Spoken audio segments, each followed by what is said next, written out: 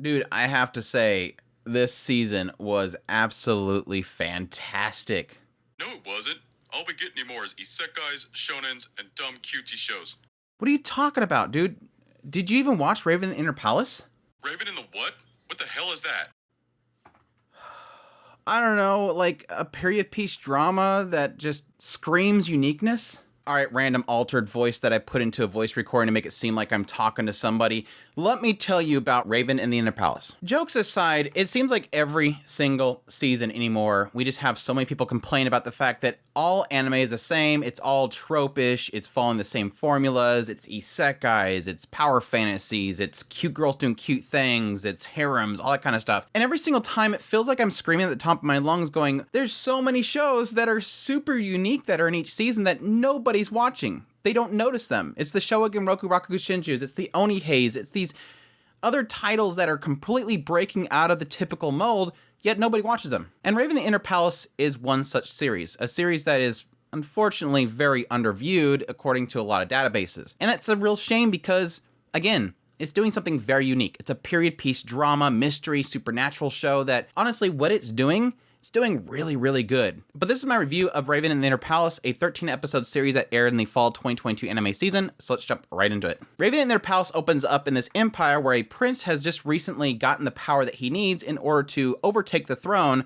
from the Empress Dowager. And after taking the throne back, he wants to find out what exactly happened to his mother. And while doing his investigation within the Inner Palace, he ends up confronting the Raven Consort. Now, the Raven Consort is very unique in the idea that she is not like your typical consort. She doesn't have knightly duties with the Emperor. Instead, she's not supposed to see the Emperor. And yet, here he is, confronting her. She's sort of isolated. She's isolated from everybody else. But yet, here comes the Emperor, marching in and requesting her to assist him in trying to find out more information about what happened to his mother. And what you kind of have following this is a lot of people coming to the Raven Consort and asking her for her assistance in helping them with different cases, different mysteries. And typically a lot of these mysteries involve the dead or ghosts of the dead, because the Raven Consort has the ability to actually speak to the dead. And she also has a lot of powers in order to send them off if they're trapped in the mortal realm. And all the while, the Raven Consort doesn't like this. She doesn't want anybody around her.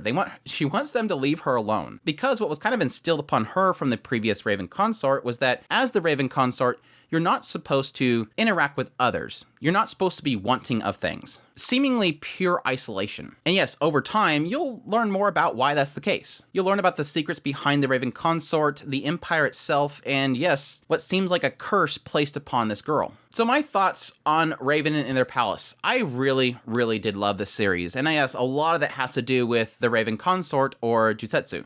Jusetsu is super cute, and I love her character design, and they put a lot of effort into really giving her a lot of these really goofy expressions. It's literally the anime of Jusetsu expressions, the many faces of Jusetsu. But there is a lot more to this series. I think, first of all, it really does nail the environment and the setting that it's actually put in, this empire. Really mostly trapping within the Inner Palace itself because that's where Jusetsu's at. But I sort of see this series as three stories being told. The first is Jusetsu and the Emperor, their relationship and their interactions between each other, and yes, ultimately finding out that they're not really necessarily supposed to be around each other. There's a reason why they're supposed to be isolated. Then you have a lot of the stories about the Empire itself, the history of it, how it was built, and how it was put together. And then all these little stories, these little mysteries that seem to pop up every episode or so. And the thing that really impressed me the most was that this writer has the ability to tell these mysteries per episode, all the while interweaving the other two stories. Everything sort of seems to flow together really nicely. So it never feels like an episode is just a mystery of the week. Not any episode feels like it's just Jusetsu's episode. They all seem to tell the story alongside each other in a really masterful way. All the while building up these characters that surround Jusetsu, getting into Juju and how she takes care of Jusetsu, the people that are assigned to protect her, the Emperor himself and his history, his mother and the Empress Dowager. And yes, like I said before, the history of the Empire itself, this empire that used to exist there that was overthrown, and all the skeletons in the closet that have to be revealed. It's all masterfully done and a very nice package. Now, I will say, one complaint I can give it is that yes, sometimes those mystery of the weeks feel a little bit forced. Again, every single episode has to have somebody confront Jusetsu and say, this random person's ghost appeared. Let's go figure it out. Get the Scooby Gang together. But again, because I think it so masterfully weaves in Jusetsu's story, her emotions, her relationship with the Emperor himself, and kind of slowly developing those aspects at the same time, it doesn't feel like any week is really wasted to just a random ghost that appears. Even though these stories about these ghosts are kind of tragic, which you would expect because if there's a ghost that's not passing on, obviously something tragic happened or something is binding them to the world itself. My other complaint that I can probably give is that the series isn't the most gorgeous series. I think it has a really fantastic style, and yes, I think a lot of that has to do with Jusetsu, and I think they really nail the setting itself. The visuals, the backgrounds, and everything look really beautiful. Though I will say that a lot of the other characters look pretty plain. This isn't some crazy animation stuff here, and I don't really expect that much from it because, again, it's more of a mystery period drama piece. And yes, you can sort of bring up a complaint, though, even though it's really gorgeous, every time Jusetsu uses her ability, she has to take the flower out of her hair, and she blows on it, and it's the same, it's like a magical girl transformation. But again, it didn't really bother me. It looks gorgeous. But I think the thing that I loved the most about this series was Jusetsu. I think her character was absolutely fantastic. Again, it kind of starts out that she's very isolated. She doesn't want anybody to be around her. She's very forceful about it. She's like, get away from me. You're not supposed to be here. Why do you keep coming here? Yes, she's really tsundere against the Emperor, who just loves to visit her. But they did a really good job with her character and the idea that she doesn't immediately open up. She doesn't always stay closed up.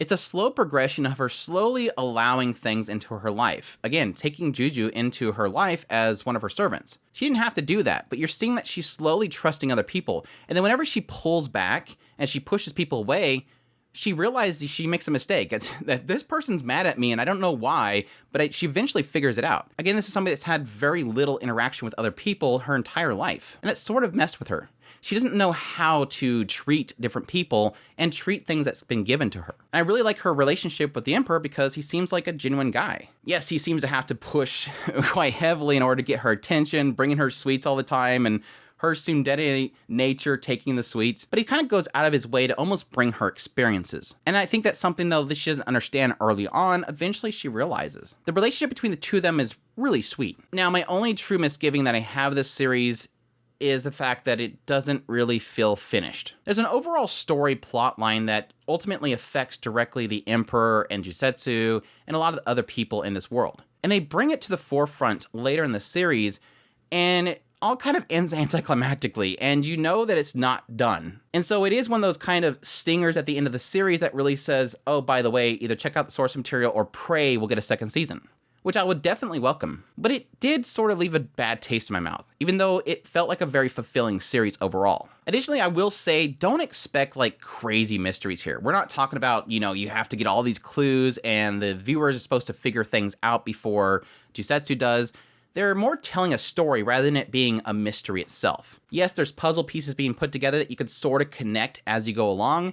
I don't think that's the expectation of the viewer. So if you're looking for a heavy mystery show, don't expect that really here. Again, you'll find pieces here and there, but typically it's more about Jusetsu trying to figure out a way using her own abilities and the people around her to solve the issue. For example, if somebody drowned, she'll have to talk to people that knew the person and try to figure out what ultimately led to their downfall and if there was anything that they felt that was unfinished. And at that point, she can send them off, essentially. In the end, Raven and Inner Palace was a beautiful show that I really did enjoy. It's a period piece drama that I think executed on the setting and, again, hit on things that we typically don't see in anime, and I really do appreciate it for that. It's kind of stepping outside of the normal mold and giving us something that is truly unique. But yeah, that's my review of Raven and the Inner Palace. Hope you guys enjoyed this video. As always, if you did, make sure to hit that like button down below, comment, let me know what you thought of this series if you're going to be checking it out. Additionally, if you're new to this channel, make sure to hit that subscribe button so you get all my content. I do news, reviews, first impressions, top list. If it's anime, it's pretty much here.